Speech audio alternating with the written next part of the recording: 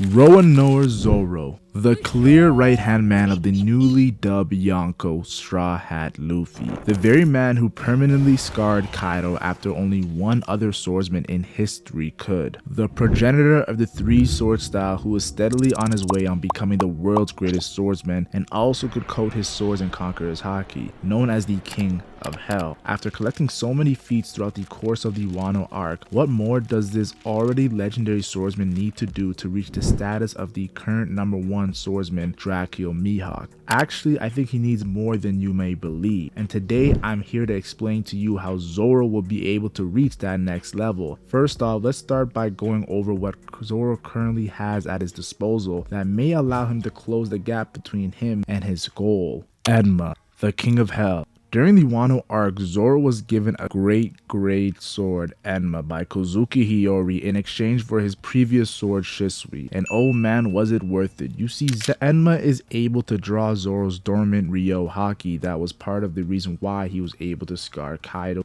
during the battle on Onigashima. Zoro was then able to realize that Enma had been testing him in his fight against King and came to the conclusion that he needed to pour out all of his armament and conquer his Haki at once to truly utilize the blade at its full potential, also known as King of Hell mode. Now, how exactly will Zoro be able to use Enma to get to the next level that I spoke of earlier? First off, he needs to optimize the King of Hell mode completely. Right now, Zoro isn't able to use this ability for an extended period of time before running out of Haki. To do so, I believe that Zoro needs to learn to maintain his Conqueror's coding at a level that satisfies Enma without going overboard. This may be possible by relying less on Enma and evening out his Conqueror's Haki on his two other swords, Sandai Kitetsu and Wado Chimanji, the latter being the more important sword and also our next topic, the first sword. A black blade. Wado Ichimonji, the blade that has been with Zoro the longest and the one he originally pinned his dreams on.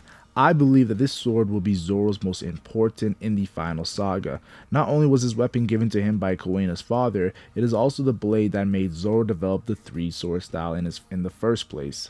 After her death, he vowed to make their mutual dream of becoming the world's greatest swordsman come true. But now that Zoro has come so far, what will be the next step he takes with this great sword to achieve the next level? Well, let's go back to Dressrosa, where we are actually given our first hint. After the fight against Pika, Zoro recalls a conversation with Mihawk where he is told that every weapon can be turned into a black blade like mine. You probably guessed it by now, but I truly believe that Zoro will need to first turn Wado Ichimonji into a black blade in order to close the gap between himself and Dracule Mihawk, and this will most likely happen sooner than we think. Now, if you look at Zoro's dialogue with Gikumaru in the early stages of Wano, we learn that black blades are forged through constant battle. With this, we can assume that the first sword Zoro will be able to forge into a black blade will be Wado Ichimonji. This is because, like I said earlier, it is the sword that Zoro has had the longest. It is also the sword that Zoro originally used Haki with all the way back in Alabasta, and the sword that allowed him to actually cut steel. All of these things make Wado Ichimonji the perfect candidate to become Zoro's first black blade.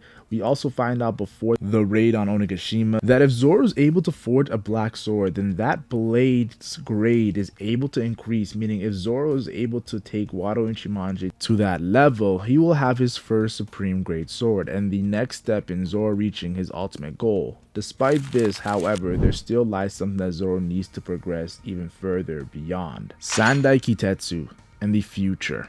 Ah yes, Sandai Kitetsu. Another one of the regular degler normal grade swords. You can see why I saved this one for last, because it's quite clearly the weakest link among all sword blades so far. I mean, damn, even Yubashiri was a higher grade sword than this, and Zoro lost that all the way back in Eni's lobby. And yes, it's a cursed sword, which is cool and all, but even if Zoro were to somehow forge this into a black blade, it would only be graded as highly as the Shigi sword she got off from Mr. 11 back in the Alabasta saga. Dedicated Zoro fans like myself had hoped that back when we were introduced to Nidai Kitetsu at the beginning of Wano, he would replace it with that. It looks like Oda has other plans. However, I think I know what that may be, so let's get something straight. Zoro doesn't really throw away his swords for no reason. He usually replaces a sword after it breaks, like against Mihawk in the original battle, but I know what you're thinking. Who the hell at this point in the story would be strong enough to break one of Zoro's swords? I mean, think about it. You would need some seriously monstrous strength and Haki to achieve something like that. And you know where you could find some seriously strong people? In none other than the much anticipated arc of Elbeck that has just begun. It would make complete sense that this is where Sandai Kitetsu finally breaks, and Zoro realizes that he needs a new sword to get stronger. Just look at Dory and Broggy back in the garden. Those two were so strong that they managed to easily tear a giant hole in a sea monster that would swallow entire islands whole. Now imagine with the newly introduced giant with a special bounty of 2.6 billion berries. Zoro will have to face off with Loki to protect the people of Elbaf on at least one occasion once he is set free, and I can't forget to mention the strongest Holy Knight that looks exactly like Shanks, who is Mihawk's former rival, arriving in Elbaf. The only difference is this Shanks has two arms and might be the man who breaks Zoro's Sandai Kitetsu, forcing him to finally replace the sword. But I would be foolish not to go through what we learned of Zoro during Egghead Island, the first arc after he progressed so far in his strength during Wano, the country of samurai. Now, ever since the time skip, there has been two things fans have wanted to see from Zoro. One is him opening his eye that has been closed since the time skip, and obviously is a reference to his training with Mihawk. Secondly, it's his trademark power-up Ashura we've seen during Eddie's Lobby and Sabaody. Now, eventually we would see him bring it back with Kankazaki coding to scar Kaido during Wano. But the reason I am bringing this up now is because who forced him into using Ashura in the first place? That was Kaku, the second strongest CP9 agent, who is now a part of the CP0, and this is the first Zoro battle I want to highlight during Egghead Island. We would see it begin with Zoro waking up casually and blocking Kaku's Rankaku attack, and go on to overpower his awakened Giraffe Zoan Delphoid with ease. It's like Oda wanted the fans to see how far Zoro has grown since the time skip, or well, since Enies Lobby. Now, after the Wano arc, the warlords have been abolished for these mini warlords Lunarian demons called the SSG, or the Seraphim. Oda has actually confirmed them to have Armin Haki and Observation Haki recently in an SBS. We kind of figured when S-Hawk cut a piece of Amazon Lily off and Yonko Blackbeard had to use Armin Haki to block the attack. Now, we all know that Blackbeard doesn't use Haki that clear cut usually, so it was surprising to see Blackbeard go instantly to his Haki rather than his Delphoid abilities. Now, the reason I am mentioning this is because Zoro actually confronts S-Hawk on numerous occasions during Egghead Island. His first clash with Mini Mihawk was very brief, as Zoro says S-Hawk is not the same, he actually has a spark of humanity, still referencing Mihawk being a cold savage and having no humanity was cool to see by Zoro. Another thing which was cool by Oda was giving S-Hawk Mr. 1's Delphoid ability, as Zoro noticed as he evaded his flying slash. We then see Zoro do multiple combo attacks with Kaku, like teaming up with Kaku is crazy. That doesn't do much damage to the Lunarian durability. Now, of course, Zoro would later realize, oh wait, these are the same Lunarians that he fought during Wano when it comes to King, and would reveal the weakness to Luffy, Lucci, and Kaku as they were confused. Luffy even compared these durability to Kaido, which says a lot on Zoro's power because he's beat King while having to figure out his weakness. We then see Zoro block S-Hawk's attack meant for Shaka with relative ease, and that was the last time we actually see Zoro go against S-Hawk, but after we would just see them all captured in these bubbles, so we could assume that Zoro, knowing the weakness of the Seraphim, was able to defeat S-Hawk. Though there isn't confirmation and this is done off screen, you could say I'm assuming, but until I'm actually proven wrong, I'm gonna go with this idea. I remember during the Enies Lobby arc, Frankie made an iconic statement where he stated if Luffy never fought Lucci, they would all be dead, and Nami would piggyback off this statement, stating Luffy always knows who to fight. So when Egghead Island started off with Gear 5 Luffy coming off a Kaido win, though he had a lot of help in asterisks of course, fought an awakened Zoan Rob Lucci, the strongest CP0 agent we have seen in a rematch. It was cool to see this time the Straw Hat Pirates got so powerful that Zoro and Sanji were capable of fighting Lucci as well, with Zoro blocking a bloodlusted Lucci from killing Vegapunk. I liked how Oda actually highlighted Lucci's entire leg coated in Armin Haki to show that Zoro was not just fighting a scrub. Luffy notices the Zoro-Lucci fighting going on and asks Zoro if he needs some help, obviously a callback to Enies Lobby because of how strong Lucci was, which of course Zoro refuses and tells Luffy to actually focus on Kizaru. I feel like Oda placed these statements to showcase Lucci wasn't a weak opponent by any means for Zoro. We even see Zoro instantly using Conqueror's Haki coding right off the bat during the battle, as of course this is an awakened Zoan. You should go all, not all out, but you should try at least. And the fact that Lucci went straight into his awakened zone that he previously used to fight Gear 5 Luffy shows how powerful Zoro is. Lucci was not playing around when it comes to Zoro's powers and ability. Zoro even says to Lucci's face he is not worthy of fighting his Yonko captain with his awakened form. And Lucci replies, I guess I'll handle the vice captain as a consolation prize. Pretty much saying that, yes, a vice captain to a Yonko is a pretty good prize to bring to the world government. Oda really wanted us to respect Zoro's opponent for the Egghead Island arc, and Zoro Lucci wasn't a low div, just off the face that this fight was taking a while for the conclusion, with even Jinbei stating this is not the time to be picking fights when he noticed both parties were getting fired up during the battle. And Zoro even admits Lucci is a tough opponent, and is quite shocked that Lucci believed he was in control of the fight. We even see Lucci knock Zoro's sword out of his hand, showing Lucci's power was not to be played with, but we already seen what he did to Sentomaru earlier.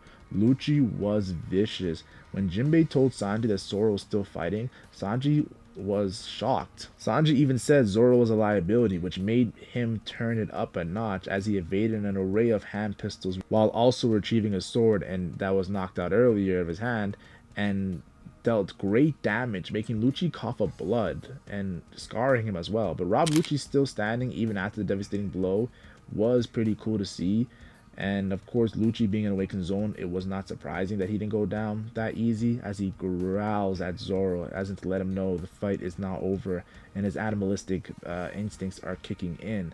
Jinbei then erupts, stating Zoro has already won this fight, just off the fact that Lucci's in such a rough shape as he's scarred as well, and grabs Zoro while attacking Lucci, who blocks the attack and is still conscious. Like I said, Oda wanted us to respect Lucci's power as Zoro's opponent, but still understood that the fans need to see that Zoro's power has reached high heights after the Wano arc. Now to me, Wano was the arc of Haki, with Luffy and Zoro both obtaining the ability to coat their attacks and conquer his Haki. So when we see Kizaru, Luffy, Lucci, Zoro, and even Jinbei instantly notice Saturn's Haki, I thought that was really cool. And then we see Lucci bait Zoro and trying to see where that huge amount of Haki is on the island where the rest of the Gorosei arrived. Finally, let's talk about Jinbei feeling Mars's Haki and panicking instantly. This is the same Jinbei who felt Shanks' Haki in Wano, so he's not foreign to great amounts of Haki. The reason I mention this is to understand why Zoro clashing with Venus Juro at the end of the arc was such a big deal. He honestly feels like a boss battle and becoming the world's greatest swordsman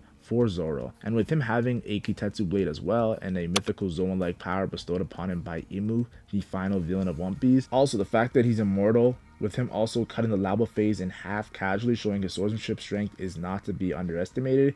Even the way Venusjuro defeats all the pacifistas with that ice-like power in such a short time shows how effective he is when an objective is given to him. Zoro beating him would mean all that is left is Dracule Mihawk. Now, the only swordsman to have a greater skill than Mihawk might be the legendary samurai Ryuma, who also forged his blade into a black blade and defeated a dragon, unlike Kozuki Oden and Zoro, who only scarred the mythical creature. Though context, Kaido being the dragon does matter. All I'm trying to say is Thriller Bark's zombie of Ryuma is nothing to the real Ryuma, which is why I believe Zoro having 3 black blades, as he is the only 3 sword style user, would be awesome to see and make him not only the world's greatest swordsman, but maybe the greatest swordsman in history. But of course, we need to see Ryuma and may also have to see the strongest swordsman of the Void Century, who probably has a black blade as well. Now, I must admit, naturally in the real world, a pirate's main weapon was a sword, so it's not surprised Oda puts so many powerful swordsmen in the story, from the Pirate King Goldie Roger, who Kaido said had the strongest Haki with his supreme grade sword Ace, to his vice captain Silver's Rayleigh, who was known as the Dark King, to the samurai who joined them on the last journey to Laugh Tale and Kazuki Oden, capable of defeating Kaido if he had the chance and not distracted, to Shanks losing an arm and still being a Yonko who can mimic the Pirate King's attack with Divine Departure, and seemingly looks to have the strongest Haki in the story currently. Then there's Law, the worst generation member with his crazy Delphi ability, and then Fujitora, the admiral with a supreme grade and the gravity Delphi, and Vista, who is very proficient in Haki that Oda highlighted him attacking Akainu alongside Marco. And Mihawk also respected Vista's name during the war. Now, the reason I'm mentioning all these powerful characters is because they use a sword, which is also to highlight the world's greatest swordsman is an achievement worth praising. That's why when Brand New said that Mihawk had greater sword skill than even Shanks, it was a big deal. Obviously, it caused a lot of controversy on who's stronger, Mihawk and Shanks, which I made a video on that. You guys can check that out. To end things off, I want to reiterate that to climb to the pedestal of the world's greatest swordsman, Zoro still has quite a way to go. But I think that these points that I highlighted will be the step Zoro needs to take to ultimately reach that next level. I seriously cannot wait to see how he will grow as a swordsman and how he eventually defeat the monstrous Dracule Mihawk. Let me know what you guys think will be Zoro's next sword in the comments below, and be sure to subscribe to the channel and hit that notification because there will be a huge 1 hour long documentary dropping this month later on.